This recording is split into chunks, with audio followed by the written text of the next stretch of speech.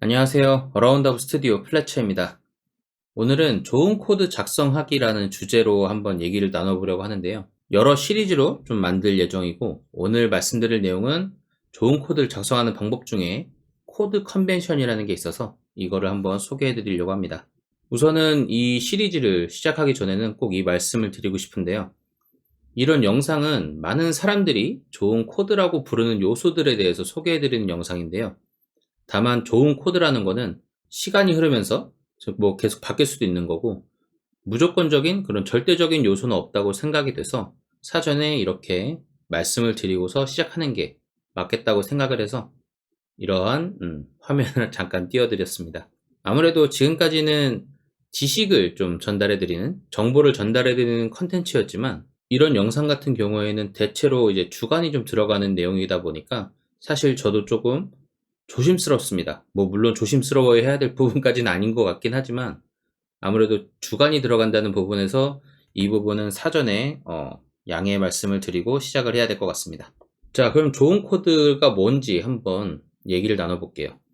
좋은 코드는 가독성이 좋은 코드, 그리고 다른 사람도 고치기 좋은 코드, 그리고 재사용이 용이한 코드, 그리고 효율적인 코드, 중복이 없는 코드, 뭐 기타 등등 이러한 것들을 이제 좋은 코드라고 보통 얘기를 하잖아요. 너무 좋은 말만 갖다 붙여서 사실 뭐 좋은 코드라는 게 뭐 너가 말한 게 다 맞지 이렇게 생각하실 수도 있지만, 실제로도 저런 게 이제 좋은 코드니까 우선 저런 내용을 잠깐 적어 놨고요. 자, 그러면 이 좋은 코드를 작성하기 위해서 고려해야 될 요소들이 좀 있습니다.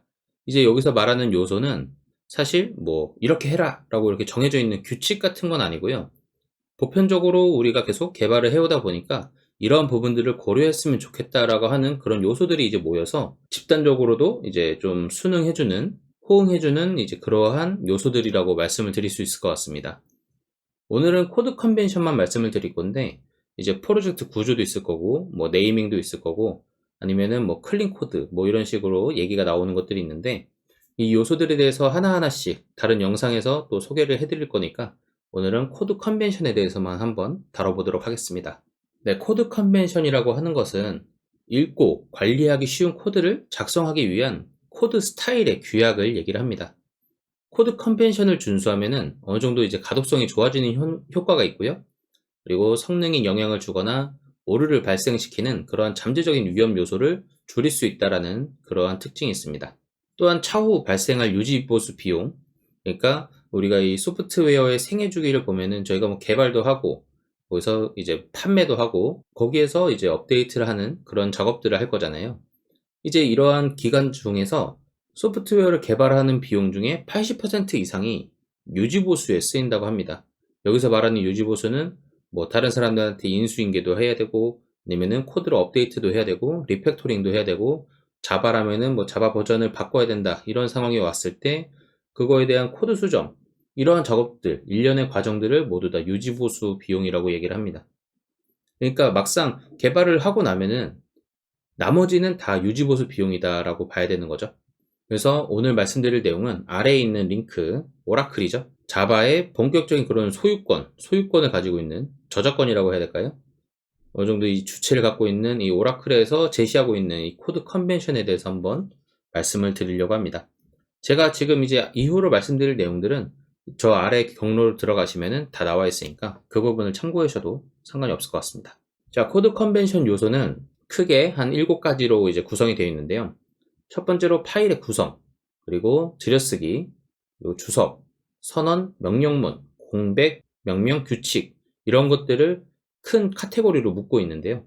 하나하나 살펴보면은 이 중에서 이제 나름 저희가 자바 교육을 받으면서 우리는 이게 코드 컨벤션인지 몰랐지만은 자동적으로 이제 체득되어 있는 그런 내용들은 좀 제외하고 이제 좀 중요한 요소다라고 싶은 내용들, 대부분의 내용들이에요. 대부분의 내용들을 한번 추려서 소개를 해드리려고 합니다.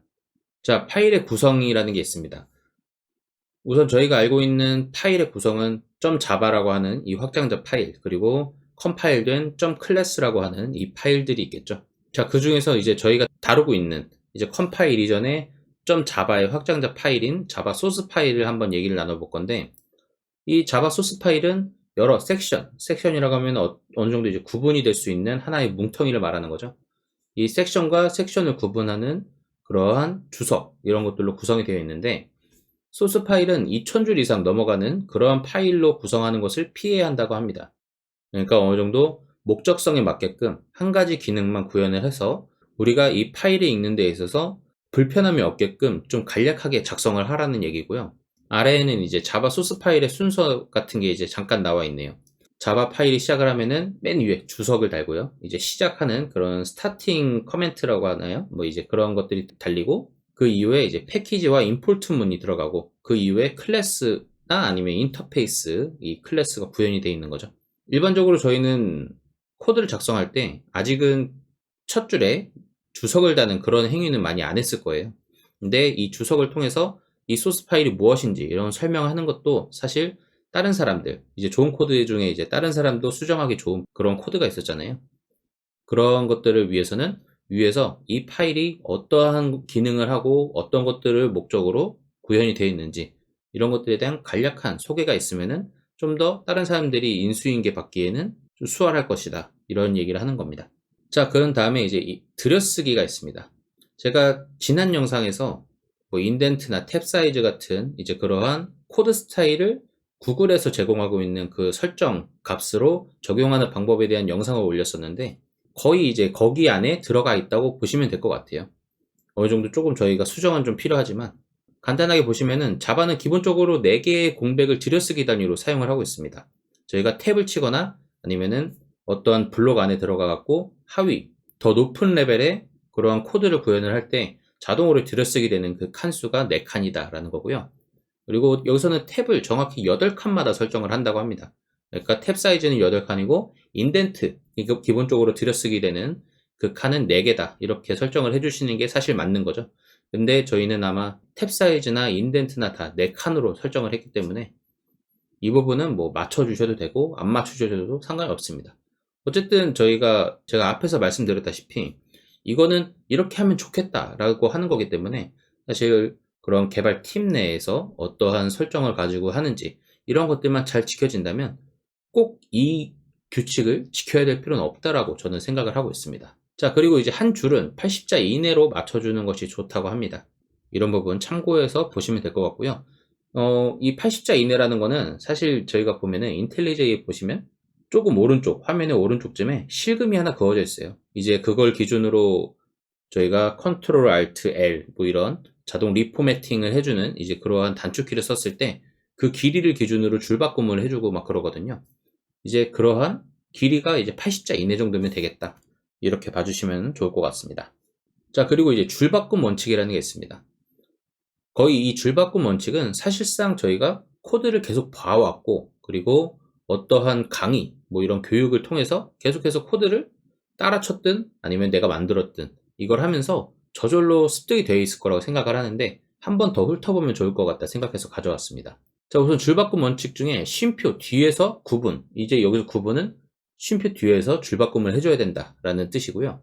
그리고 연산자가 있으면 연산자 앞에서 구분, 만약에 뭐 1 더하기 1 더하기 1 더하기 1 뭐 이런 걸 했을 때 이 길이가 너무 길어서 줄바꿈을 해야 된다, 그러면은 플러스부터 줄바꿈을 해서 가져가야 한다는 거죠. 이거는 이제 이따가 예제 코드를 보여드리면서 같이 한번 보도록 하겠습니다. 그리고 낮은 레벨에서의 줄바꿈보다 높은 레벨에서의 줄바꿈이 좋음, 이 말은 이제 여기서 말하는 레벨은 저희가 블록 같은 이런 것들을 쓰면서 계속 이제 중괄호로 블록을 만들잖아요. 그랬을 때 점점 들여쓰기가 많이 올라갈수록 이거는 고레벨, 그러니까 높은 레벨에서의 줄바꿈인 거고, 낮은 레벨은 이제 클래스 단위, 바로 이제 들여쓰기 없이 작성이 되잖아요. 이 부분이 이제 레벨이 낮다, 이렇게 봐주시면 좋을 것 같습니다. 자, 그리고 새로 시작하는 라인의 시작점은 동일한 레벨에서의 표현식 시작 부분에 맞춘다. 네, 이것도 이제 어느 정도 이제 인텔리제이에서 알아서 지켜주니까 그대로 따라가면 될 것 같은데, 사실 인텔리제이의 기본 설정 같은 경우에는 시작점과 동일한 레벨에서 표현식의 시작 부분에 맞춰주진 않습니다. 그래서 이 부분에 대해서는 사실 설정 값을 조금 변경해줘야 되는 부분이 있고, 이거는 근데 사실 좀 어느 정도 같이 일하시는 분들과 협의를 통해서 규칙만 잘 맞춰주시면 상관이 없을 것 같습니다. 그리고 미 규칙을 따랐지만 코드의 가독성이 떨어질 경우에는 새로운 줄, 그러니까 새로 생기는 줄바꿈을 통해서 새롭게 생기는 줄은 8칸 들여쓰기를 통해서 작성을 해라. 이런 경우는 메소드의 이름 길이 아니면 뭐 앞에 이제 작성된 길이가 너무 많아서 줄바꿈을 했을 때 시작점을 표현식의 시작 부분에 맞췄지만 너무 뒷부분에서 시작한다는 거죠. 그러니까 들여쓰기가 한 20칸 정도, 뭐 30칸 뭐 이렇게 들여쓰기가 돼서 시작을 해야 된다. 줄바꿈을 했을 때. 이제 이랬을 때는 사실 너무 가독성이 떨어지기 때문에 이거는 차라리 맨 앞에서부터 8칸을 들여쓰고, 그러니까 탭 사이즈만큼 들여쓴 다음에 작성을 하는 게 오히려 가독성에 더 도움이 될 거다. 이런 얘기를 합니다. 여기서도 이제 말하는 것처럼 위 규칙을 이렇게 정해놨지만 이 규칙을 통해서 우리가 구현해낸 이 코드가 사실 가독성이 좋지 않을 수도 있다라는 것을 암시하고 있는 거거든요. 그래서 이런 부분을 보완하기 위해서 다른 예외 상황들을 계속 이제 조항들 넣는 그러한 상황들이 있는 겁니다. 자, 그 다음은 이제 선언이라는 게 있습니다. 선언은 뭐 이제 저희가 보통 하는 메소드 선언이라든지 클래스 선언 이런 것들을 이제 얘기를 하는 거고요. 자, 선언 원칙을 한번 보도록 하겠습니다. 주석을 사용할 수 있게 한 줄에 하나의 선언만을 권장을 하고 있습니다. 이제 저희가 변수를 선언을 할 때 int a 그리고 뭐 쉼표 b 이런 식으로 해갖고 변수 선언을 여러 개를 한 줄에 여러 개를 선언을 하는 경우가 있는데요. 뭐 물론 저희 코딩 테스트 할 때는 별로 상관이 없겠지만 저희가 소프트웨어를 개발한다는 가정하에서는 그 변수가 어떤 역할을 하는지 오른쪽에 주석을 달아줘야 될 수도 있으니까 여러 개를 한 번에 선언하지 말고 한 줄에 하나씩만 선언을 한 다음에 그 오른쪽에 차라리 주석을 달아줘라, 이런 것들을 권장을 하고 있습니다. 자, 그리고 선언된 변수는 가급적 바로 초기화를 해줘야 한다고 합니다. 바로 초기화하지 않는 경우는 생성자 같은 영역에서 이 변수가 사용되기 전에 무조건 초기값이 생성되는 경우 예외하고 가급적으로는 바로 초기화를 해줘야 한다는 얘기입니다. 이거는 사실 너무 중요한 포인트인 것 같아요. 그래서 저희가 이 자바가 이제 어느 정도 좀 가공이 돼서 나온 언어가 있잖아요. 코틀린이라고 같은 JVM 상에서 돌아가는 언어죠. 이제 이 언어에서는 사실 레이즈 이닛이라고 하는 이제 그러한 키워드를 넣어주지 않는 이상은 무조건 이 변수를 선언할 때 값을 넣어줘야 합니다. 그리고 레이즈 이닛 같은 딜레이된 그러한 이니셜라이제이션 초기화를 해주게 되면은 무조건 생성자에서 그것을 처리해줘야만 컴파일 에러가 발생하지 않습니다. 무조건 널 포인트 익셉션 나오는 것을 방지를 하겠다는 거죠. 그렇기 때문에 저런 원칙은 꼭 지켜주는 게 좋지 않을까 이렇게 생각을 하고요. 자, 그리고 상위 레벨에서 사용된 변수의 이름을 하단 레벨에서 사용하는 것은 지양해야 한다.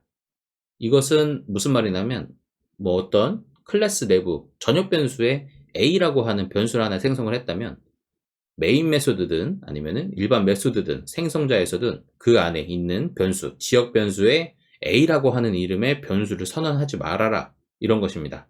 이렇게 지역 변수에 같은 이름의 변수를 선언을 해도 사실 컴파일 에러는 발생하지 않습니다. 하지만 동일한 이름이었던 윗단의 이름, 전역 변수로 선언된 그 변수는 접근하기가 이제 어려워지는 거죠. 자, 그 다음은 선언부의 배치가 있습니다. 변수의 선언은 블록의 시작 부분에만 배치를 하라는 그런 원칙이 있습니다. 이 말은 어떤 생성자든 뭐든 이 블록이 시작하는 중괄호가 시작한 그 다음 줄에 그 안에서 사용할 변수들은 그 시작점에서 무조건 다 선언을 하고 가라, 이런 얘기를 하는 겁니다. 이거는 저희가 원칙이라고 생각하지도 않았지만 거의 웬만하면은 지켜지고 있는 그러한 사실이죠. 이렇게 변수를 뒷부분에도 이제 선언을 할 수 있지만 이렇게 되면은 다른 사람이 읽는 데 있어서 좀 불편함이 있다는 거죠. 중간에 그렇게 변수가 선언이 되면은 이건 또 어디다 쓰는 거야 하면서 이런 혼란이 올 수 있기 때문에 맨 앞에서 선언하고 주석 달 거 다 달고 그렇게 한 다음에 사용을 해주는 게 가독성 부분에서 좋다, 이런 얘기를 하고 있습니다. 그래서 변수를 사용할 때까지 선언을 미루는 방법은 옳지 않다라고 얘기를 하고 있습니다. 이 선언이라고 하는 이 원칙 위에 적어놓은 이런 원칙들에 대해서 한 가지 예외가 있는데 포문이 있습니다. 포문 안에는 이제 인덱스 초기화도 하고 그리고 인덱스에 대한 값을 또 이제 변동시켜주는 이제 그런 과정들이 이 포문 안에 포함이 되어 있잖아요. 그래서 이 선언 원칙에는 조금 위배되는 상황이지만 그거는 이제 키워드를 통해서 하나의 연산을 사용하고 있는 거기 때문에 그거는 예외 처리를 하겠다, 이렇게 얘기를 하고 있습니다. 자, 그 다음은 이제 빈 줄입니다. 이제 빈 칸이 있고 뭐 빈 줄이 있고 이랬는데 저는 이제 빈 줄을 가져와 봤고요. 자, 빈 줄을 사용하는 것은 사실 이제 가독성의 영역입니다. 우리가 다른 사람들이 읽었을 때 좀 더 편하게 읽히기 위해서 어떻게 빈 줄을 구분할 수 있느냐, 왜냐면 저희는 구분선 같은 걸 사용하지 않잖아요. 그래서 그거 대신에 빈줄을 사용하고 있는데, 두 개의 빈줄을 사용하는 경우가 있고 한 줄의 빈줄을 사용하는 경우가 있습니다. 그래서 두 개의 빈줄을 사용하는 경우는 클래스 또는 인터페이스 간의 사이에는 이제 두 개의 빈줄을 사용해라. 그리고 소스 파일 안에 있는 그런 섹션 사이들은 줄을 두 개씩 사용해라. 이런 것들이 있고요.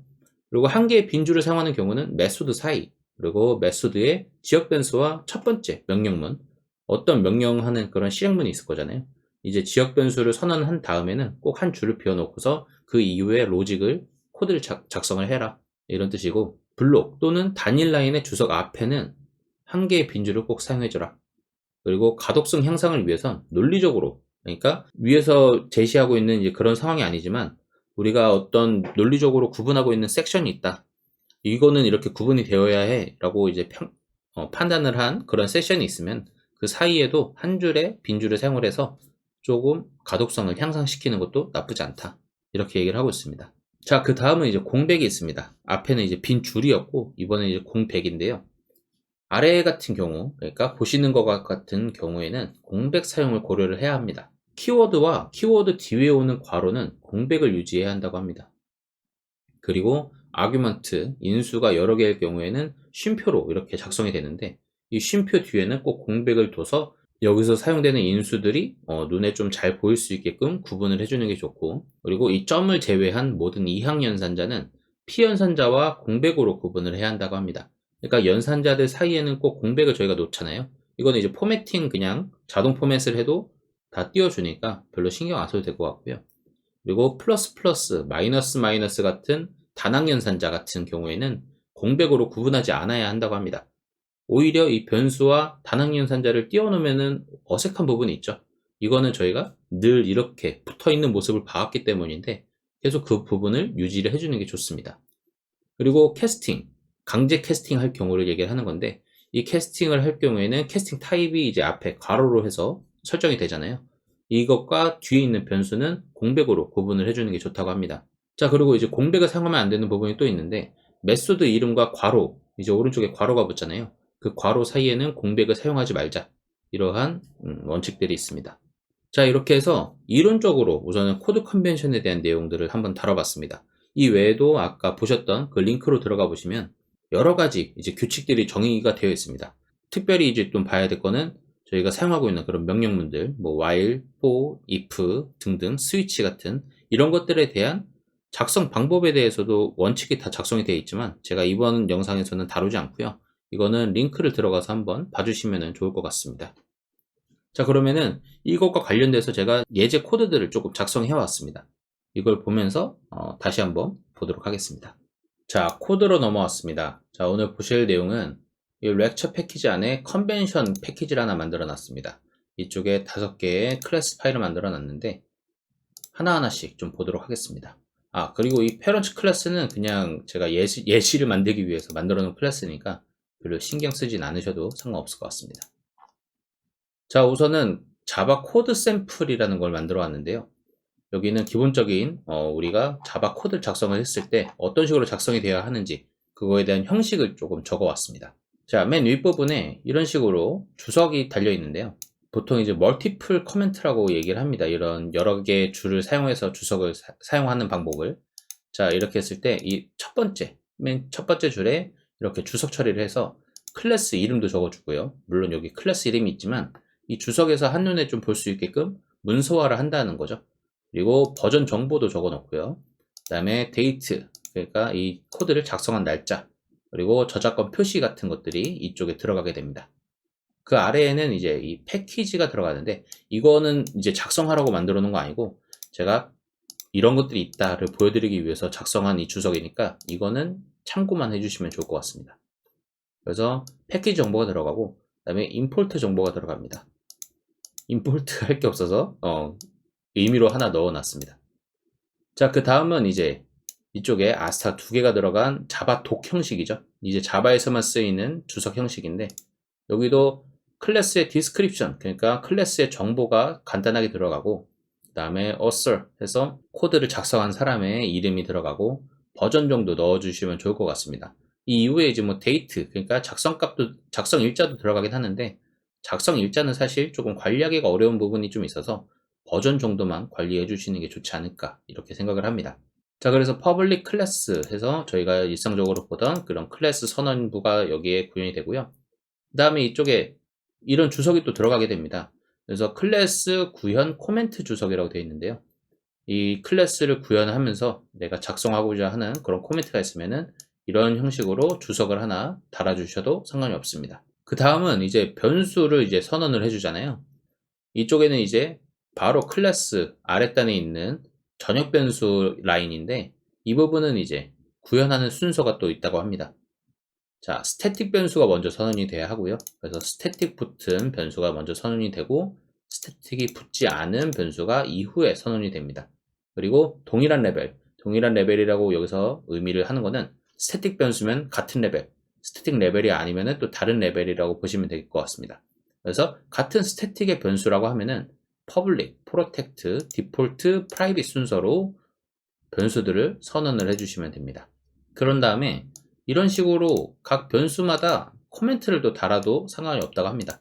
오히려 여기서 권장하고 있는 방식이고요. 지금 이거는 variable 1에 대한 클래스 variable 1에 대한 도큐멘테이션 코멘트 형식이고요. 이게 이제 각각에 또 하나씩 달라붙어도 되고 이제 간단한 내용이다. 그러면 이 부분에 이렇게 해서 단일로 코멘트를 달아주셔도 됩니다. 그리고 여기서는 사실 좀 위배되는 부분이 있어요. 이제 나중에 이제 클린 코드나 뭐 의미 있는 이름이라고 하는 그런 부분에서 또 말씀을 드릴 건데 이제 좋은 코드를 작성하기 위해서는 이런 클래스 베리어블 1 이런 식으로 숫자가 들어가는 이러한 변수의 이름은 사실 좋지가 않습니다. 하지만 이번에는 예제를 보여드리기 위해서 샘플이잖아요. 그래서 이제 별로 이제 이름 지을 수 있는 의미 있는 게 없어서 우선은 이런 식으로 제가 이름 명명을 했다는 거 좀 이해를 부탁드리겠습니다. 자, 그래서 public protect 그 다음에 여기 디폴트니까 생략이 됐고요. private 순으로 변수들을 선언을 해주는 게 좋습니다. 지금 제가 띄워놨지만 사실 붙여놔도 상관이 없을 거예요. 다만 저는 이제 이 순서를 좀 지키기 위해서 간격을 좀 벌려 놓는 상황입니다. 자, 그 다음에 이제 instance variable 도큐멘테이션 코멘트 이것도 이제 마찬가지 형식이고요. 자, 이거는 스태틱이었으니까 이제 클래스 베리어블을 붙였고 여기 스태틱이 붙지 않아서 인스턴스 베리어블이라고 이름을 붙였습니다. 그래서 아래와 위하고 똑같습니다. 이제 스태틱만 안 붙은 이제 그런 차이고요. 그 다음에 이제 여기 쪽에 생성자가 들어가죠.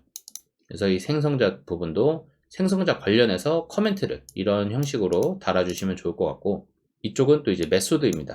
자, 메소드 관련 코멘트도 이렇게 달아주면 되고 그리고 뭐 구현부라고 제가 이렇게 달아놨지만 이거는 그냥 제가 참고 여기에다가 이제 구현을 하면 된다라는 걸 표시하기 위해서 주석 처리한 거니까 이걸 꼭 작성할 필요는 없습니다. 자, 그 다음에 이제 만약에 메소드 지금 여기 같은 경우에는 아규먼트가 없기 때문에 이런 식으로 간단하게 작성이 되지만 아래처럼 이 메소드 2 같은 경우에는 파람 1, 2가 이렇게 작성이 되어 있죠. 이랬을 때는 이렇게 어노테이션을 사용을 해서 파람 해서 이 파람 1, 2에 대한 디스크립션을 각각 작성을 해주는 게 좋다고 합니다. 이게 이제 자바의 코드를 작성하는 데 있어서 기본적인 그러한 구조라고 봐주시면 좋을 것 같습니다. 자, 그 다음은 선언 관련된 걸 한번 볼까요? 자, 선언 부분은 자, 보시면 뭐 int라고 해서 이러한 지금 변수 선언들을 해놨는데요. 오른쪽에 제가 설명들을 좀 적어놨습니다. 자, 이렇게 int 레벨 했을 때 주석 사용을 위해 이런 식으로 주석을 사용을 하기 위해서 선언은 한 줄에 하나씩 하는 것을 권장을 합니다. 만약에 아래처럼 이런 식으로 선언을 하게 되면은 A하고 B의 역할이 다를 경우 이런 식으로 단일로 주석 처리하기가 좀 어렵기 때문에 이런 부분에 대한 처리를 위해서 하나씩만 선언을 해달라는 얘기고요. 자, 그 다음에 여기는 int C고 여기는 D에다가 배열을 또 선언을 해줬네요. 이런 방식으로 이제 다른 형식을 같은 라인에 추가하는 것은 좀 많이 지양해야 한다. 이렇게 작성하는 거는 제가 아직 그래도 코드로 본 적은 없는 것 같아요. 자, 이런 식으로 하면 안 된다. 이런 거를 참고를 해주시면 좋을 것 같고, 그리고 이 부분에서 이제 선언을 했잖아요. 그러면은 생성자 부분에서는 꼭 바로 초기화를 해주는 작업을 해주는 게 좋습니다. 왜냐면은 저희가 이 클래스라는 게 호출이 되고 나면은 바로 호출되는 게 생성자 부분이니까 이걸 통해서 이제 초기화 작업을 하는 거잖아요. 그래서 이 부분은 꼭 지켜주는 게 좋다. 자, 그리고 이제 이 부분에 이제 메소드 선언 부분인데, 여기에서 이제 지역 변수가 이제 선언이 되죠. 근데 여기에 int a라는 게 있습니다. 여기에 전역 변수 a가 있죠. 이렇게 전역 변수, 그러니까 상위 수준의 변수에서 이제 설정된 변수의 이름과 동일하므로 이런 변수 선언은 지양해야 한다. 그러니까 이름을 같게 하면 안 된다. 이런 얘기를 하고 있습니다. 그래서 위에서 쓰지 않은 이름으로 variable이라고 하는 이런 이름으로 하나 또 변수를 선언을 했죠. 당연한 건데 저희가 지키지 않는 부분들이 있어서 한 번 더 상기를 시켜드리기 위해서 이러한 코드를 가져와 봤습니다. 자, 인덴테이션, 들여쓰기 부분이죠. 자, 여기 이제 좀 이렇게 작성해 놨네요. 들여쓰기 관련 코드 컨벤션 샘플. 자, 클래스가 있고요. 이쪽에 보시면은 아까랑 이제 똑같이 좀 따라왔죠.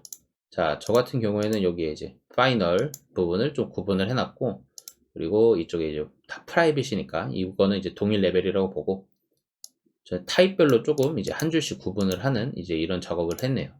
이거는 사실 뭐 답이 아니고 제 습관이라서 이거는 참고만 해주시면 좋을 것 같습니다. 자, 그 다음에 이 부분 이제 생성자 부분이죠. 생성자 부분에 제가 코드 예제를 좀 작성을 해놨습니다. 이제 딱히 의미가 있는 부분은 아니고, 원래 이렇게 작성하면 안 되고, 이런 내용들에 대해서 다 메소드로 기능별로 좀 구분을 해주는 게 좋지만, 이제 그냥 인덴테이션의 예제만 보여드리려고 이렇게 작성한 거니까, 이게 말하면서도 참 모순이 있어서 좀 그렇네요. 아무튼 이거는 이해해 주실 거라고 생각을 하고요. 자, 메소드 호출 부분의 줄바꿈 방식입니다. 이런 두 가지가 이제 정해져 있는데,